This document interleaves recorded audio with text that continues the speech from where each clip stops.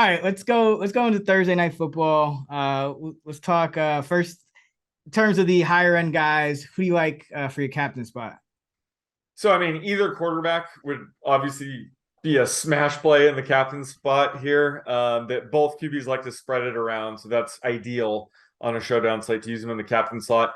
I think Mike Williams could be interesting after his week one dud. I mean, he is the roller coaster that is Mike Williams, so he could bounce back with a massive game, especially with Keenan Allen out. But I think pound for pound, it's got to be Austin Eckler. His week one usage was slightly concerning. We talked about it a bit already this week, but he only ran a route 38% of the time in week one. He only ran for, 14 carries, 36 yards on the ground. In the second half, they started using Joshua Kelly and Sony Michel a bit more. I think that's because the Chargers were up.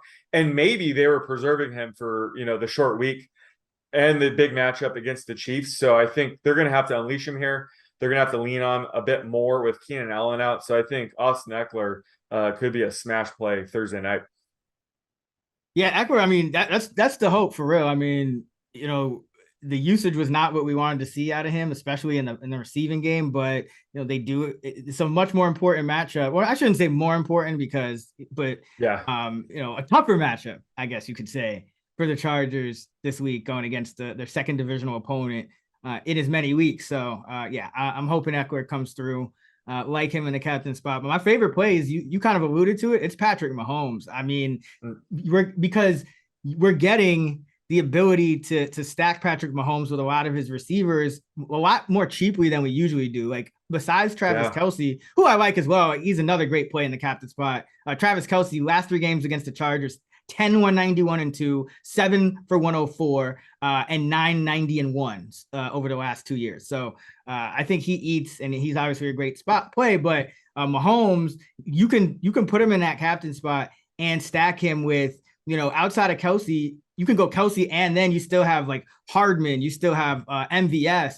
We'll see. Juju's questionable, but he's not even all that expensive compared to what Tyreek Hill would have been. So you can double, triple stack Mahomes in the captain spot. And who knows if we'll be able to continue to do that throughout the year. We probably will, because I think they do want to spread it around. So I think this is a golden opportunity to use Patty Mahomes in the captain spot. Nice. I love it. And JC Jackson looks like he's going to miss again, right? He wasn't able to practice Monday. It's a short week. So it seems like, the Chargers are going to be without him. So that makes me like Mahomes even more in this matchup. Yeah, I mean, now this offense is tailor-made to kind of combat what has kind of gave them problems last year, which was, they had such a drop-off from, Tyreek to every other wide receiver. It was just, and now they're a little more balanced. McCole Hardman, it looks even like he's playing a little bit better. So, and they haven't even unleashed Sky Moore yet, who we'll talk about. Yep. So they have some guys. They have running backs that can catch it, not just CEH. They have McKinnon now. Pacheco, I think, is going to be good as well. So yeah, I think this is a nice time to buy on Mahomes early in the year. Had him QB1 last week. I think he's QB2 for me this week. So I think he's back. But who are you like in terms of like the bargain bin plays? Like who are you filling out your lineup with on the other side? Oh man, there is a ton in this game. Obviously, like Josh Palmer and DeAndre Carter should step up with Keenan Allen out. I think they're going to be highly rostered, so I wouldn't consider them dart throws. You can also, take Mecole Hardman. Sky Moore, like you mentioned, I think could be an interesting dart throw, especially since it looks like Justin Watson might miss the game. It might not sound important, but that could get Sky Moore over, 30. 30. Yeah. I mean, that's all you need in a game like this. It looks like we're kind of on the same page here. I'm going with Trey McKitty, though. He's my favorite flyer just because if Donald Parham misses again, that's going to be key here. If Parham does happen to suit up, I would be off McKitty and on to Parham. But McKitty ran a route on nearly 40% of Justin Herbert's dropbacks last week. He hauled in 3 catches for 24 yards. And we have to remember, he was a 3rd-round rookie out of Georgia last year. So he does have some talent. It does take tight ends some time to kind of get used to the NFL. So he could be sneaky here. He is, free on the showdown slate. So it's very easy to build a good lineup with him in it. So that's why he's my favorite dart throw here. Yeah, I like him as well. I was going to mention him, 38% routes run. And, I think these the Chargers, they like to use these tight ends. I mean, I was surprised to see McKinney was actually outproducing Gerald Everett at one point in that game. Yeah. If Everett doesn't catch that touchdown, it's like we're looking at this completely different. So, McKinney, he's getting that usage right now, and it's his second year now, right? He was a rookie last year. He was a rookie last year. Yep. Yeah. So like tight ends, it's tough unless you're like Kyle Pitts to do well as a rookie. So, he might just have improved a lot more than we even know in the offseason. So another good time to buy low on a young player, assuming, like you said, Parham is out. I am going to go with, sorry, go ahead. Oh, no, go for it. The floor is yours. I was going to say I'm going with Jerick McKinnon is my favorite on the Chiefs. I think, we saw Clyde Edwards-Helaire have a really nice game, and obviously he's in the conversation just in terms of overall lineup construction, period. But Jerick McKinnon did get 4 carries, and he ran a route on 41% of Mahomes' dropbacks. So he's kind of that passing down back. And remember how well he did in the playoffs last year. So now you're talking about a game with a total of 54, but the spread is only 3.5. Whereas last week, that spread for Arizona, it almost hit 7 on the road for the Chiefs. Now it's only 3.5 at home. So it could be a game script that could be a lot more neutral or even negative for the Kansas City Chiefs. And I do think you see a lot of Jerick McKinnon in that situation. And Andy Reid's just excellent at scheming his running backs touchdowns, near the end zone. So if McKinnon's going to be on the field for 40% of the pass plays, he's always a threat to score, just like CEH scored last week. Pacheco, his numbers look good. Obviously, a lot of it came in garbage time. So I think he got he was just closing out that fourth quarter. I think his role will grow, but right now I still think McKinnon is going to be that RB2 when things matter for the Chiefs. And as you mentioned, Sky Moore, we should probably mention in more depth, because he ran a route on only. It was very disappointing. I believe it was 17%. 17%. Right? Yeah. So he was at 17%, but then you also had Justin Watson kind of the same amount. So like you said, if you kind of combine those, now you're at 34, 35% for Sky Moore. And you only need one thing to go right, like one pass where he just gets into the end zone, even if that's his only catch. At his price, that could kind of swing the slate. So I think watch for that Watson injury, and even if not, I think, an injured Justin Watson, do you really trot him out there like banged up because he's a special team. He's a special teams guy. So I think what would happen in that situation is his snaps may still go down. So I think you still might see Sky Moore get, over maybe to 25%, even if Watson's healthy. So a lot of upside with Sky Moore, and he could also get a rushing attempt or two in this one. So like him as well. All right. You want to get down in the muck here for some 2 very disgusting potential ultimate slate breaking trolls. Okay. So you go first. Go first. I mean, we got Xander Horvath on the Chargers, right? That Gabe Neighbors, just annoying as all F role. Scored a touchdown last week, obviously. And then Joe Forston, whatever you want to call him.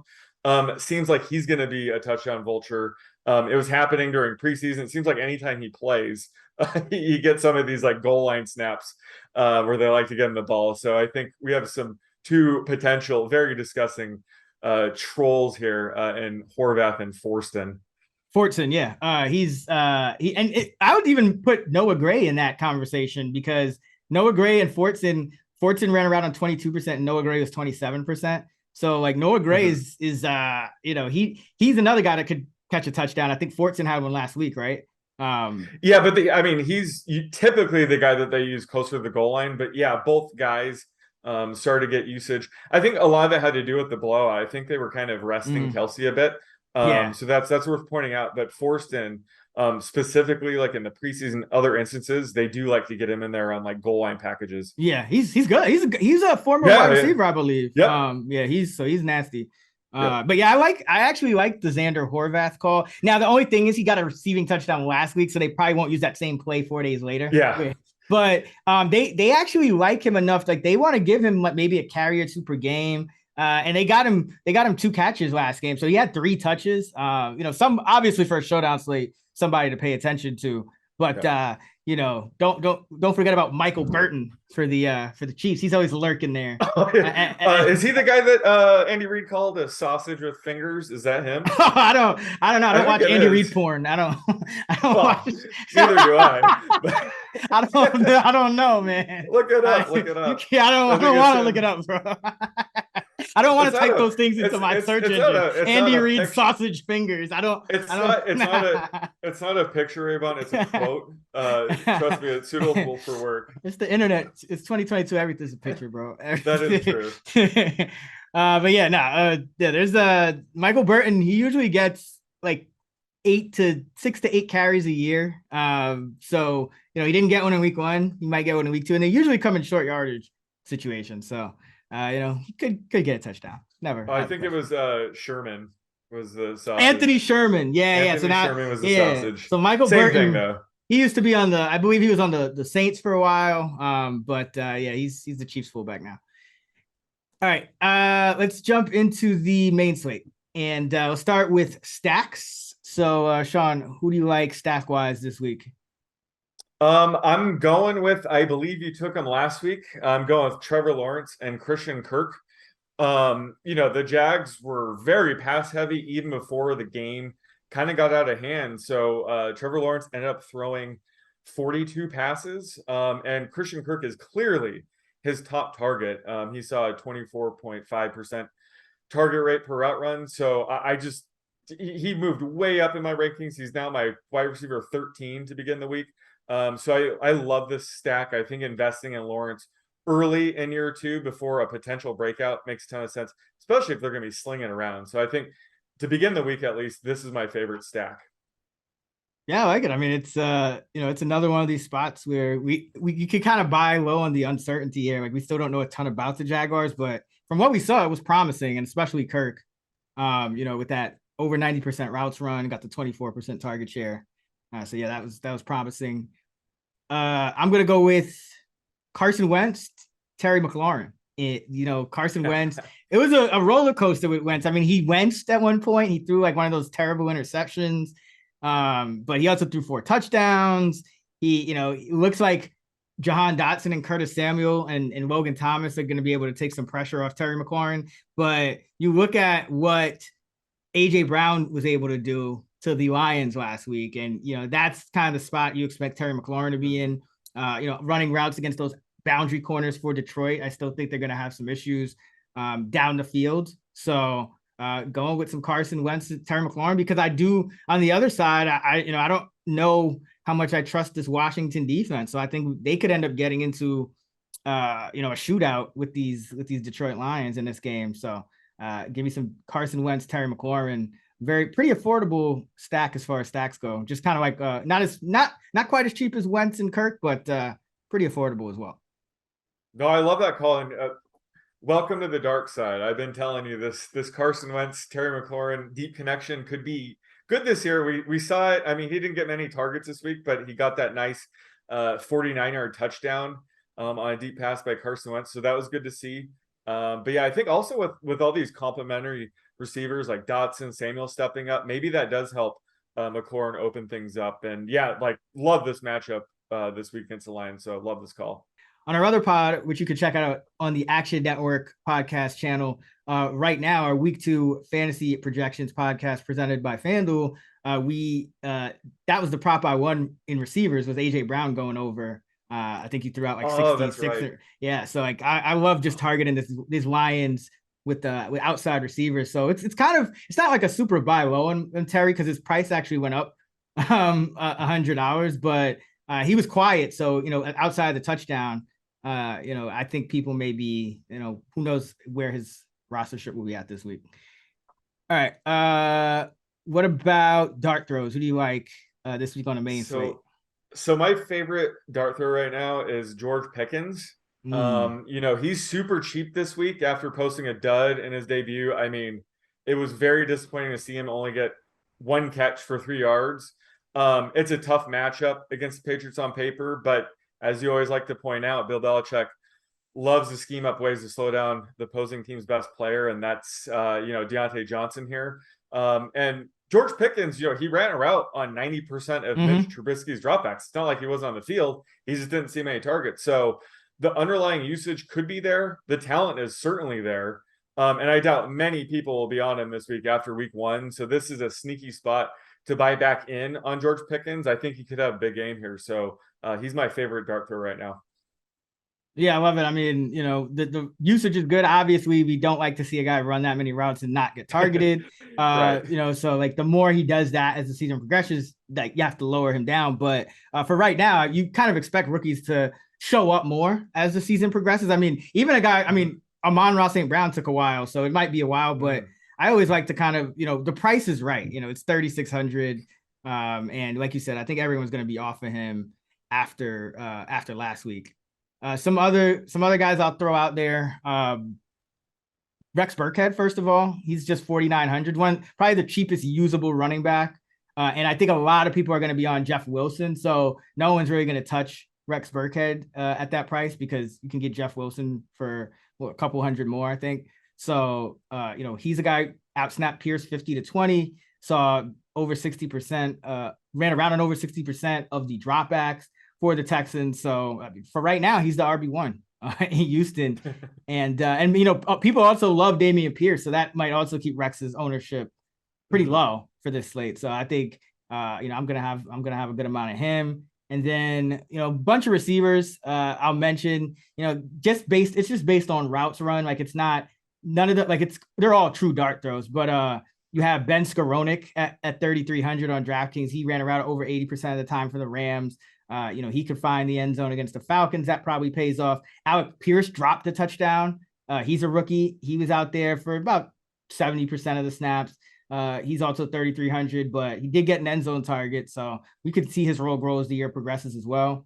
Jahan Dotson's only 4,200. So, if his ownership is up there, then, maybe not, but he's still way too cheap at 4,200, considering how good of a game he had. And the fact that he was out there like 90% of the time. One more I got to throw out there is Juwan Johnson, the tight end for the New Orleans Saints. He actually ran around on 80% of the dropbacks last week, and Adam Troutman was at 10%. Adam Troutman essentially only run blocked. And, so Juwan Johnson, and then you can't forget about Taysom Hill either. Taysom Hill was out there more than Adam Troutman as well, and Taysom Hill also got nearly a quarter of the carries. So those two guys I think are kind of in that conversation as well. But Juwan at min price, if he's out there 80% again, who knows what could happen. So that's the cheapest you're probably going to get a guy running that many routes.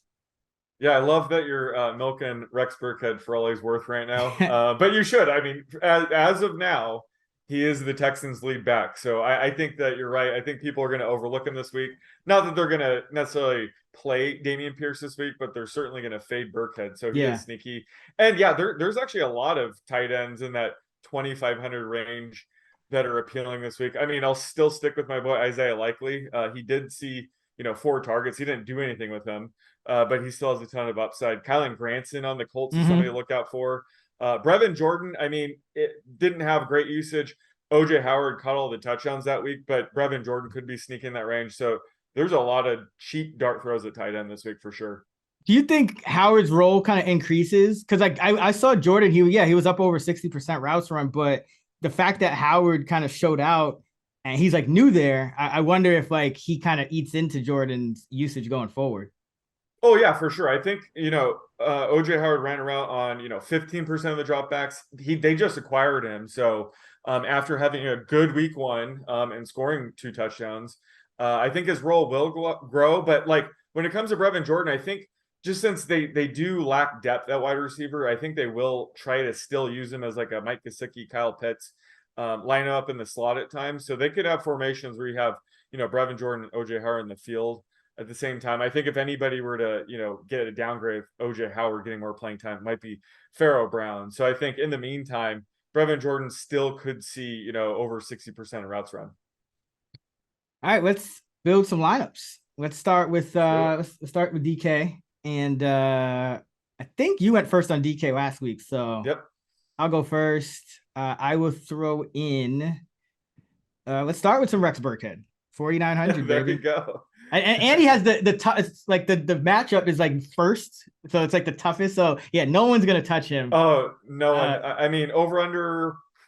What I mean, what contest are you throwing it in? So this is going to Millie, be the. Millie. Yeah, I mean, over under 5%. Ooh, I'd say under. Wow, really? Wow. Yeah. Okay, that's a good pick then. Because yeah, like I said, he was dominating early down and passing down work. It's gonna be a negative game script, so this could definitely be a big game for Burkhead. Love He that play. he had 14 carries and 8 targets. Like that. It's Like that it was just is that more than Austin Eckler? Was that? Oh, probably, yeah, for sure. Like he had more, he had more opportunities than most running backs on the entire week. So yeah, I'm gotta buy low on some sexy Rexy. But yeah, that was a positive game script, so it was remarkable. The usage you got. Yeah. Let's go with Christian Kirk at wide receiver. All right, Kirk 5,700. So that leaves us in a good spot. We got 56, a little over 5,600 for our last 7 spots. I'll get defense out of the way so we know what to spend. Looks like the Bengals were priced thinking Dak is playing still. Yeah, we got to go Bengals. I mean, with defense, I don't think you need to go super contrarian. The Bengals are 2,200. That's a good call. Yeah, we're going Bengals here against Cooper Rush. All right, so let's go with. I think I'm going to target a. Man, I'll go running back here. Got to go with Darrell Henderson. I don't care if his rostership is too high because we already have Rex Burkhead, so we already have a pretty unique lineup. But I just love Darrell Henderson this week. I think Cam Akers could see a lot more action this week, but they want to get a win here, so they're going to lean on Darrell Henderson pretty heavily here. Love the matchup. Let's go D Hendo at 5,700. I like it. Yeah, so we have quite a bit of salary. We have an average of 6,300 to spend with a quarterback, 2 wide receivers, a tight end, and a flex. And we don't even have the most expensive tight end on the board in Kelsey, so we can't even go back to him. I'll go to I'll go with another wide receiver. Let's see. I'm gonna go with. Gotta go with my boy here. Let's go some Deebo Samuel, the 49ers. Oh, damn. Okay. Because I think a lot of people are going to roster Wilson, but like Deebo Samuel, not only did he get those 8 carries, but he ran a route on 94% of the dropback. So, people kind of worry about his receiving usage, but like one way or another, he's going to get fantasy points. Like it's going to happen. So I'm going to go with some Deebo here and bet that he has a bounce back from his 2 catch on 8 target week 1, in addition to getting another 8 or so carries. And of course he's getting a touchdown, and he probably doesn't fumble this week either. So probably not. And he's cheap enough this week. Let's go with it. I was kind of working out a potential high price stack on the side here, and it looks like it'll work out. We might have to go cheap on our last 2 plays. Okay. Actually, I'll let you kind of figure out the stack, but for quarterback, let's go with Derek Carr. We're both super high on him this week. Pretty cheap, 6,200. I was mentioning before that this QB slate is pretty weak because a lot of the top QBs are on the showdown slates. Thursday night footballs, Mahomes versus Herbert. You have 2 Monday Night Football games this week. Another good Sunday Night Football matchup. So it's, pretty slim picking. So Derek Carr at 6,200 at QB. And then you can pick who you stack him with, but I feel like that was a good play this week. Yeah, no, I like Derek Carr here. Let's go stack him with. Let's buy the dip on Hunter Renfrow then. Let's go with Hunter Renfrow at 5,500. So I'll leave us some salary this time instead of going with Devontae. So we still got 6K for tight end and flex. Okay. Thinking of a Cardinal to stack with. How much is James Conner on DK? He's pretty expensive. I think he's a good buy low candidate, but his price is up there. So Ertz is only 4,500. Oh, Ertz is only 4,500. Yeah, and he should be fine this week. Hell yeah! And so I didn't really find out why. Yeah, we're going Zach Ertz here, but why the hell was Trey McBride a healthy scratch? Was because he was dealing with some like injury too, but that was just a healthy scratch, right? That's just the rookie thing. I mean, I was like kind of Yeah. didn't know what to do with. Not that it matters, but like I was like I kind Yeah. of split the projection even before that with him and Max Williams because I saw on the unofficial. Which can we talk about why teams release depth charts, but then their unofficial depth charts? It's like, come on, man. It's like, you know what I mean? Like they're so Yeah. unhelpful. The team depth charts Right. are so unhelpful. But sometimes, Although Zamir White being the RB4 turned out to be true. Things yeah. like that. So yeah, I agree. Like just release the official depth chart, Right. right? But yeah, on the unofficial Cardinal depth chart, Trey McBride was behind Max Williams. So I kind of I saw that coming. Like it's just early in the year, you know. Some of these rookies are not progressing, like regardless of what we think of them for fantasy or whatever. It's like, you know, he's a rookie tight end. He wasn't drafted in round one, so wasn't expected to start right away. So yeah, he got scratched. But you know, Ertz only played, I think, 60% of the snaps. I think that should be higher this week. He's off the injury report, you know, heading into this week. So way too cheap is Zach Ertz at 4,500. So that leaves us 7,500 for a Nice. flex. So A lots lot of of choices. options. Ooh. Let's see. Tyreek 71. Saquon 73, Mixon 72, Swift is 70. A lot of options for you. Ooh, Mixon's tempting. Correlate with our Bengals defense too. Yeah, oh yeah, we gotta do Mixon because he got Gotta do it. 20, what was it? 20 I had 34, over 34 touches, 34 touches last I time. had over 16 and a half rush attempts. Woo! He cleared that in the first half, and they were losing. I Yeah. had like 2 touchdowns at that point. So imagine a positive game script this week. Yeah, we just got to get him into the end zone before the game gets out of hand. But getting Mixon Yeah. plus Bengals D for a combined Oh, 9,400 as a correlated stack, I like it a lot. So this is our lineup. It's Derek Carr 6,200 against the Cardinals, Rex Burkhead 4,900 against the Broncos, Darrell Henderson at 5,700 at running back against the Atlanta Falcons. Our wide receivers are Christian Kirk 5,700 against the Colts, Debo 7,800 against the Seahawks, and Hunter Renfrow 5,500 against the Cardinals. We got Zach Ertz at tight end at 4,500, and then our flex is another running back, Joe Mixon 7,200 at Dallas, stacked up with the Bengals D for the correlation. damn. 2,200 for the Bengals D. So yeah, I like this lineup a lot. This might be this is my favorite lineup we've ever built. Yeah, this I'll is just very put it out there. It's very balanced, and there's no guy who's like overly expensive on there. Like everyone's kind of just mid-range, and taking advantage of that defense. So yeah, $300 left over. Your favorite? yeah. Oh, you always got to leave money on the table. And that, for those listening, that's because most people building lineups do end up filling out using all of it, and so you just get a more unique lineup by forcing yourself to leave a couple hundred at least on the table. All right, let's go to FanDuel, and you can kick us off there. All right, let's see. Oh God, Henderson's even cheaper here. Let's go with Melvin Gordon at 6K. I think his rostership will be pretty low. I don't know, but just based on his usage, potential, 10-point favorite at home game script against the Texans could be sneaky for Melvin Gordon. So let's go with him. I like it. And he could kind of clock killing duty at the end, even if he's if he's not as involved at the beginning as he was this week.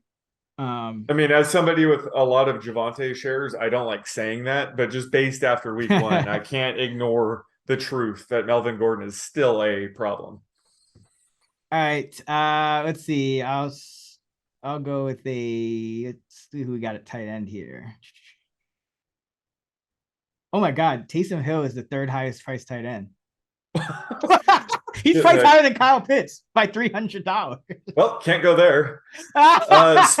This is definitely one of those spend up to be contrarian opportunities. Listen, I love me some Taysom Hill, but not at 6,200. Okay, let's see. Who do I want here? Tight end is tough. Let's go with let's go with Darren Waller at 6,800. We'll pay up, but I still think he's gonna find his way to the end zone sooner or later. And where the Cardinals give up two touchdowns to tight ends last week, Kelsey and Fortson. Yep. So I think we'll bet on Waller getting in the end zone, which we need on FanDuel. He's at 6,800, so that leaves us an average of about 6,700 for our remaining players. Nice. I mean, would you be opposed to using Derek Carr again, because he is pretty cheap? I mean, we could. Jared Goff is cheap too. You know what? Let's go with Carson Wentz is a bit pricey here this week. Damn, this is a tough one. I took QB on DraftKings, so I'll let you pick that. Let's see. I'm gonna go with a wide receiver here.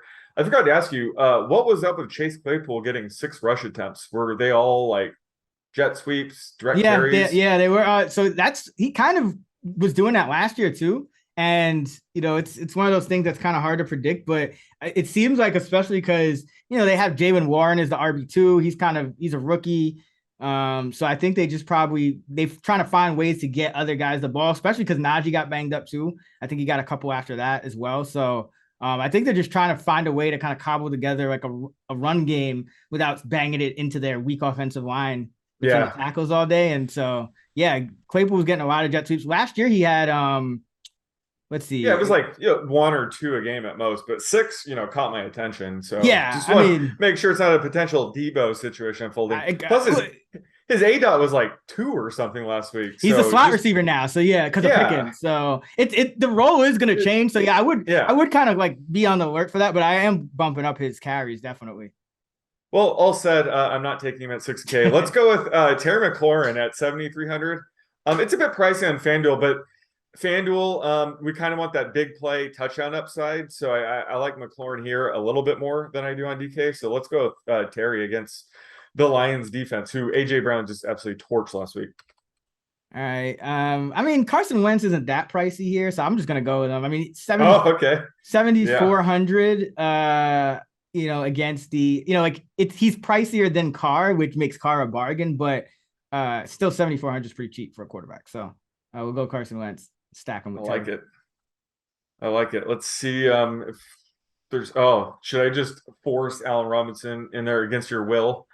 No, I won't do that. No, absolutely not. Let's see.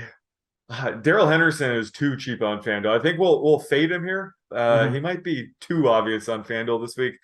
Let's see. Do we have enough to? You know what? I will do the honors of selecting the defense on FanDuel, so we know how much money we have to spend. The Bengals are also cheap on FanDuel. The Patriots are pretty cheap too. Against Mitch Trubisky. Let's go with the Bengals again. Yeah, you don't really have to get too fancy here. 3,900 for the Bengals. All right, so that gives us an average of 7,150 for running back, 2 receivers, and a flex. Not bad. Let's go with Michael Pittman, 7,800. I think Jacksonville, it's an easy matchup. I don't think that the Colts, really have a anybody that's going to challenge him for that massive target share. So 7,800 from Michael Pittman. Good bet for a touchdown, I think, this week too. I like it. And I'm looking for somebody on the Lions just to get a little mini game stack with our Wentz McLaurin stack. Swift, maybe? I mean, you could go Amon-Ra, but he's more of a DK full PPR. Exactly. Thing. So is Swift to a certain extent, but I do like his price point. Or Jamal Williams? Oh, yeah. I think we have enough money. We don't need to. With the Melvin Gordon play, I think we got our backup running backs covered. Let's go with Swift. The offensive line looked really good, even though it was pretty banged up. So I like Swift's touchdown potential. I think Jamal got 2 touchdowns. Yeah. But they were pretty split in terms of like goal line work or up. Like I could easily see, Swift being the one that gets 2 touchdowns this week. So let's go with him. All right. I will go with. Let's go with Drake London. Love it. Opposite. Oh no, we don't have Henderson this one, but yeah, let's go Drake London. 5,600, still too cheap. He's still that top receiver there. And Jalen Ramsey's not like he's in the slot. So he's not like he's more likely to see Kyle Pitts, honestly, in terms of matching up. So, if anyone's a bet besides Cordero to score a touchdown on the Falcons, it should be Drake London. And Kyle Pitts doesn't score a touchdown. So I think Drake London's touchdown upside is a little being sold a little short here at 56. Yep. No, I loved him heading in the season. Then week 1, I dropped them closer, like wide receiver 50, because I don't like the matchup against Lattimore. Plus, he was coming back from that knee injury. He had missed 2 straight weeks of practices. I thought he might be limited. Nope. Had a great game. So yeah, love him heading into week 2. So I have $7K to spend at the flex. There is a lot of options available. Let's see. Christian Kirk 6,500. Your boy. Yeah, and we already have Pittman. That could be like a mini game stack. Let's see what we have at running back. Oh, your guy Josh Jacobs. Hey, he did get like 75% of the carries or something like that in the backfield. Yeah, no, he had his like usage, 14. Yeah, his usage was pretty good. Now I don't like there isn't anybody in that range at running back I like. I got to do it. I love Christian Kirk too much this week to not use him twice. So yeah, let's go with Kirk. We have Pittman and Kirk in that game. Just 2 target monsters. Let's go. All right, so we got that's our lineup. We got Carson Wentz at quarterback at 7,400 against the Lions. Then we got running backs DeAndre Swift at 8,200 against Washington, and Melvin Gordon the third at 6K against the Houston Texans. So we got 2 home favorite running backs. Then we got are the Lions are favored, right? Yeah, by 2 points. Yeah. So got 2 home favorite running backs. And then at wide receiver, we got Michael Pittman at 7,800 at the Jaguars. We got Terry McLaurin at 7,300 at the Lions, and we got Drake London at 5,600 at the Rams. Our tight ends Darren Waller at 6,500 against the Cardinals, and then we got Christian Kirk in the flex at home against the Colts at 6,500, and we're going with the Bengals D at 3,900 in Dallas. So got a couple overlaps here with the DraftKings with Kirk and the Bengals. So hopefully those 2 hit.